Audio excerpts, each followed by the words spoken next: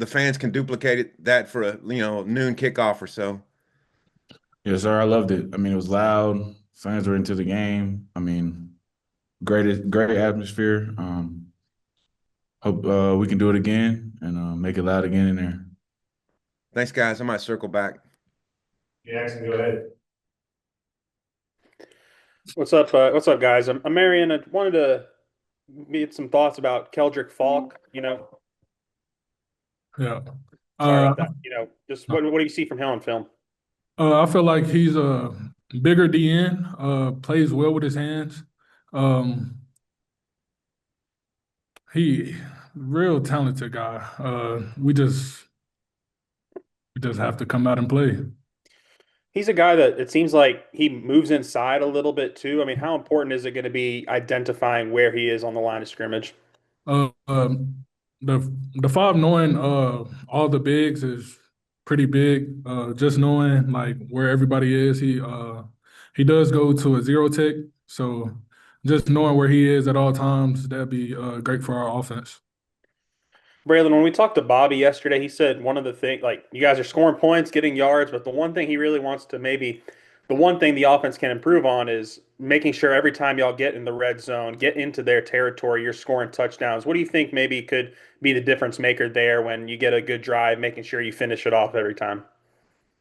Mm, executing the way he wants us to execute the plays. I mean, there's only one football, and there's a lot of us out there. So I mean, whoever scores, we're gonna be happy. I mean, we're gonna celebrate. We're gonna be happy for whoever scores because I mean that could be you, and you want the person beside you to be happy for you for when you score. So we're gonna be happy when we score, and we're gonna play good.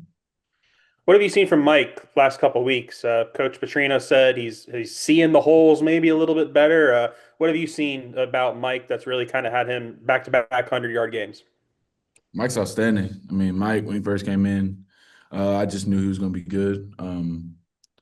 He's a really good person to learn from. With me still being like sophomore, still being young, going up to Mike, I can ask Mike and Rodney some questions about, just football stuff and, they give it to me still. You never can be too high not to learn. That's what my dad always told me. So I try to stay down and learn as much as I can.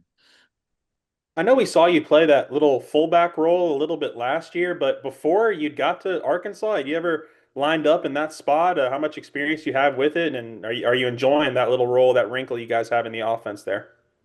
A little bit. I mean, I did a little bit when I was in high school. To answer your question about have I did it before, and yes, I'm loving it. Whatever the team needs me to do to win, I mean, let's do it. Let's ride. All right, last one for me, guys. Obviously, y'all have worked with Coach Petrino, the past couple of years, but have you noticed any differences with him now that he's the coach and working with the defense a little bit, or is it same old, same old? Same old for me. I would say. I mean, Coach Petrino, very humbling guy, very nice. I mean, he's going to get in your butt when it's time to work. But same old for me. Yeah, That's what I would say. I say the same. Appreciate it, guys. And B, go ahead. Yeah, hey guys, this is the first time you guys have had back-to-back home games. I guess just how different does that feel throughout the course of a season? I mean, it's going to be great because the fans are behind us. What they did last week, it was outstanding. We love like when we're on the field and hearing the fans cheer for us. It's a great feeling. Yeah, just Braylon, just to follow up on that, just how much do you think that can help? I mean, would you rather sleep in your bed or somebody else's? Would you rather stay the night in somebody else's bed or go sleep in yours? That's how I put it. So yes, we love to be home, get the fans, everybody into the game, and let's just play some football. And for both of you guys, again, just to follow up on Tom's question, Auburn's defense has just been able to sustain against offenses, kind of all four quarters. Why do you think that is? Uh, I would say doing with their coach at a high level. I mean, do what Very you talented. talented Fly linebacker girl. group, D line group. So doing what their coach to do. That's all you can do. And then, Braylon, how much did kind of the running back room pick up Mike after a fumble at Memphis, and maybe vice versa to you for what happened at Tennessee?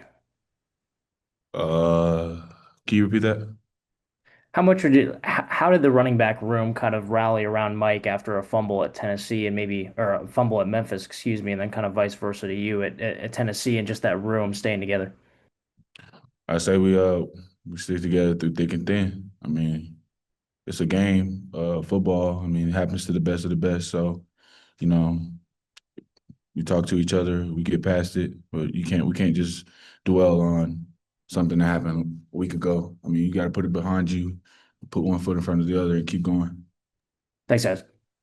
Tyler, close it out here.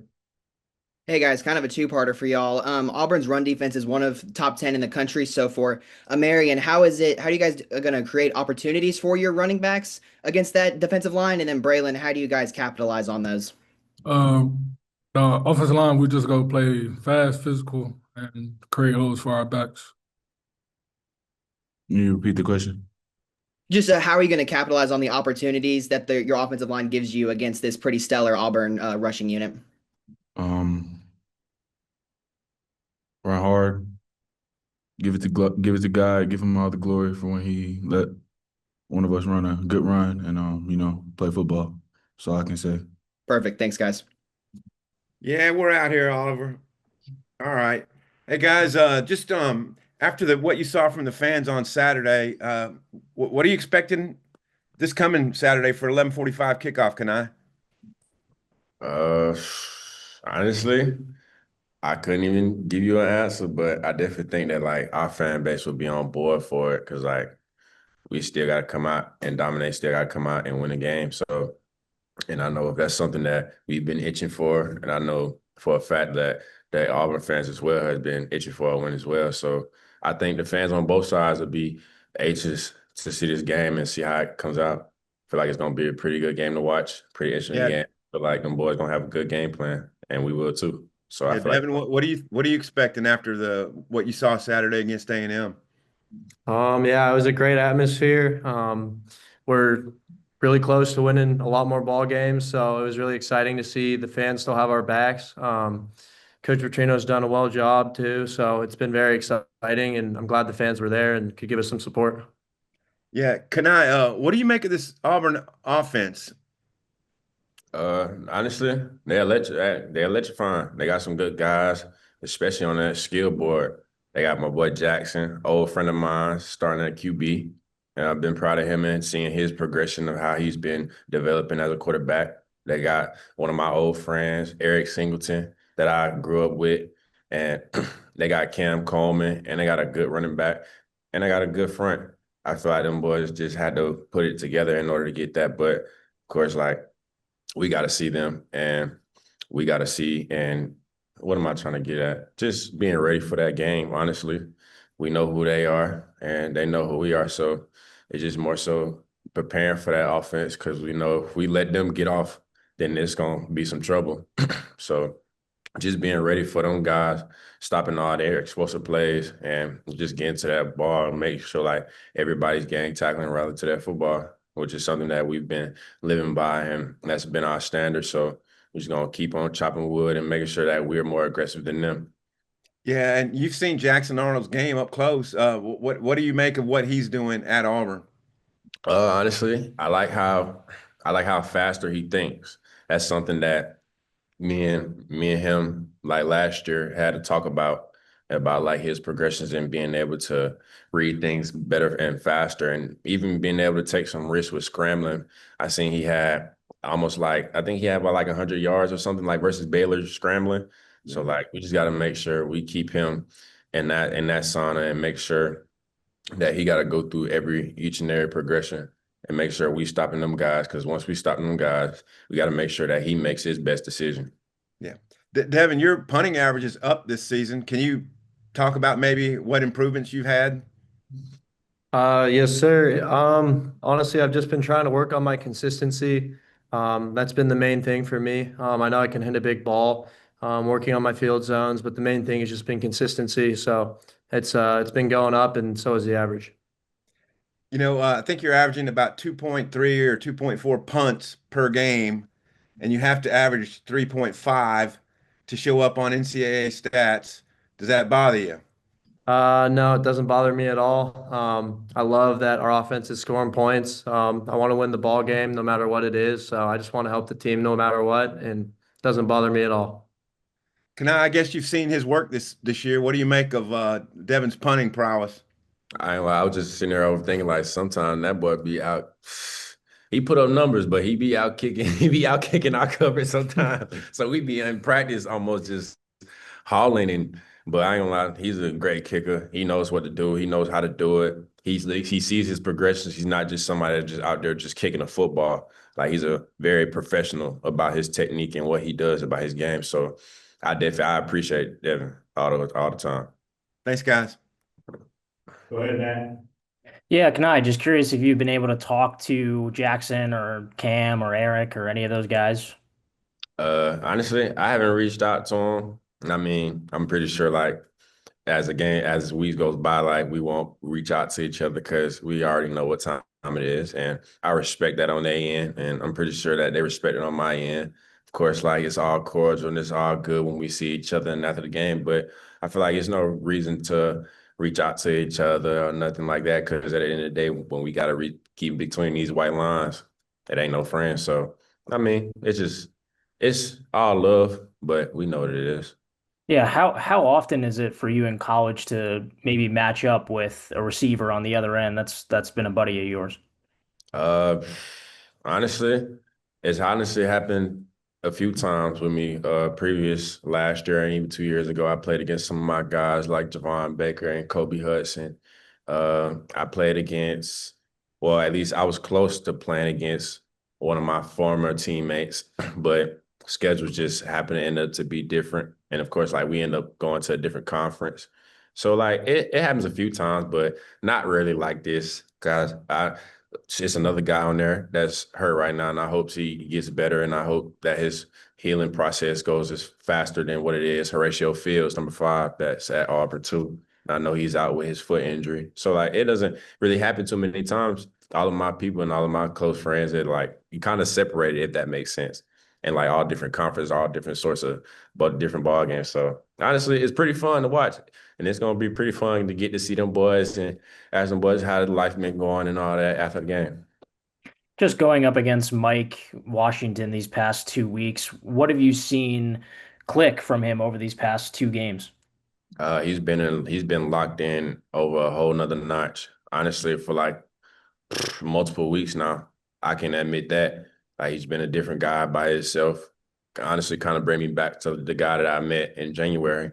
And I don't know what it is about him, but maybe he felt like he had to rekindle and refocus. But it definitely shows like off the field when he watches film and even on the field when he's running because he runs very hard all the time and he doesn't stop. So honestly, like he's been locked in on another level and it shows. Yeah, yeah, just a quick follow-up on that. Do you remember the moment when you kind of realized like, oh man, this is the guy back from January? Like, was there a moment that you realized that? Yeah, it was like I believe like week 3 or week 4, and we was going in and we was lifting, and I can just feel energy, and I can just see like how just I don't know, like like Michael Myers, like kind of deal, like just kind of just stuck, like but not more so stuck in his mind, but more so like just locked in on a different stage, and it was like okay, yeah, like I got my guy back.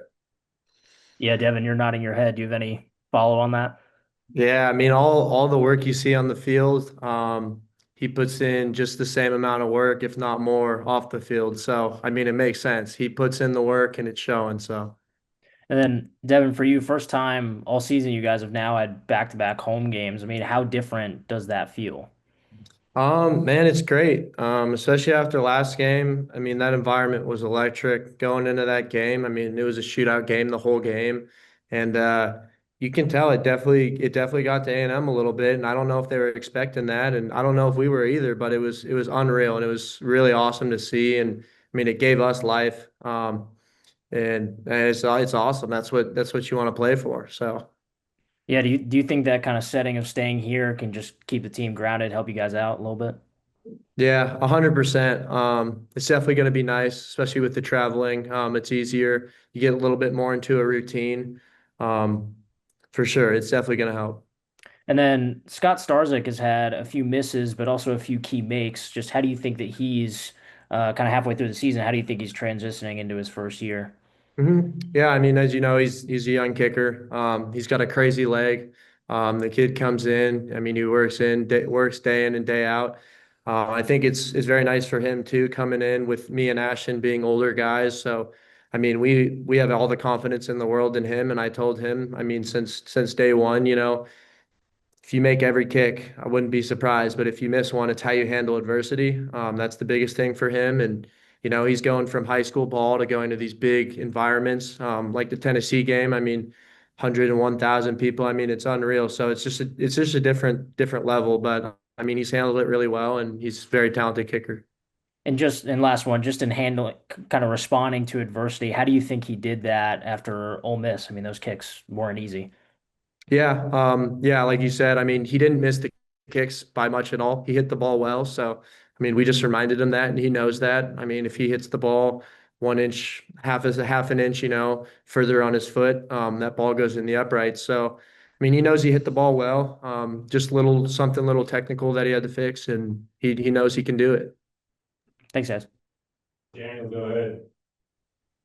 Yeah, I'm just wondering, a couple weeks under the new DC, Chris Wilson, just maybe what's the biggest difference that you've seen from, between now and then? I like Coach Wilson. I'm gonna be honest. He real cutthroat, I would say. Like he doesn't play about anything, and I'm not saying here discrediting Coach T. Will and none of them saying that they played about anything either.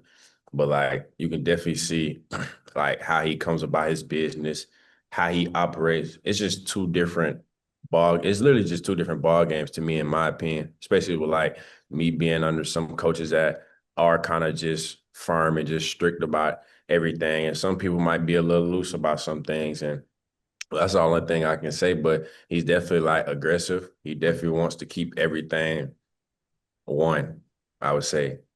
And I feel like, shoot, I respect him. At the end of the day, he know what it feels like to win a Super Bowl. He know what it feel like to go to the league, and he know what it takes. So he's gonna make sure that every last person is on that same board, so they can also reach to the next level. Because like that's what he pushes.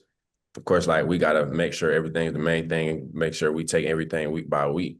But he wants everybody to make sure that we're elevating to get to that next level and preparing at the next level and practicing at the next level and playing at the next level because he know what it takes. So like I do respect Coach Wilson a lot because he respect us and he know what it takes coming from the DBs. He know how hard it is playing at DB, and he know how hard it is playing at linebacker. He know how hard it is being a D line, and he know how hard it is on playing on offense and have to come back over and over and over again. So I just feel like he has an overall understanding of the game, and I do respect that a lot. And I remember like we was able to get like pretty close before Coach T. Will and them had to go. And honestly, I found out that he was coming from OU. Like he knows some of my guys like Curtis Lofton, um, who else? Coach Will, and all them guys. So I was just like, it was kind of shocker to me, but it gave us like an easier connection. But at the end of the day, though, like he by his business, and you can tell that by himself. Yeah, and then Devin, when we talked to Coach Petrino on Monday, he was basically kind of longing for the special teams to kind of come up with a play. Do you and maybe some of the older guys in that room take it upon yourself or talk about that at all?